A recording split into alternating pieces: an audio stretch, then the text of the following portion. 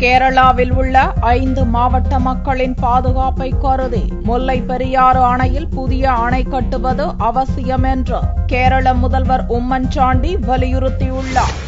தமிழகத்தில் போட்டியிடும் காங்கிரஸ் வேட்பாளர்களை ஆதரித்து பிரச்சாரம் மேற்கொள்ள கேரள முதல்வர் உம்மன் சாண்டி கோவை வந்தார். அங்கு செய்தியாளர்களை சந்தித்த உம்மன் சாண்டி, கேரளாவில் 15க்கும் மேற்பட்ட இடங்களில் காங்கிரஸ் வெற்றி பெறும் என்றும் நாட்டில் மோடி அலை என்பது இல்லை என்றும் கூறினார். முல்லை பெரியாறு அணையில் தண்ணீர் பங்கீடு செய்வது குறித்து எந்த பிரச்சனையும் இல்லை என்றும், பழமையான அணை என்பதால் 5 மாவட்டங்களின் பாதுகாப்பை கருதி புதிய அணை கட்டுவதற்கு முனைப்பு காட்டுவதாக உம்மன் சாண்டி தெரிவித்தார்.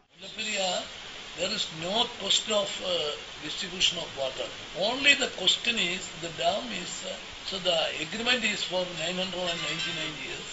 So nobody said that this dam will stand for 999 years. So we have to build a new dam. So there is an anxiety for 5 districts of Kerala. So we want only to keep the sentiments of the people of these 5 districts. That is therefore safety feelings is there. So we want the new dam today. Tamil Nadu is saying more. Only we are concerned about the safety of the dam. Bharatiya ஜனதாவின் தேர்தல் அறிக்கையில் கூட மதச்சார்பற்ற கொள்கை தொடர்பாக எந்த விவரங்களும் இல்லை என்றும், மதச்சார்பின்மையில் தெளிவுடன் உள்ள காங்கிரசுக்கு மக்கள் ஆதரவு அளிப்பார்கள் என்றும் உம்மன் சாண்டி தெரிவித்தார்.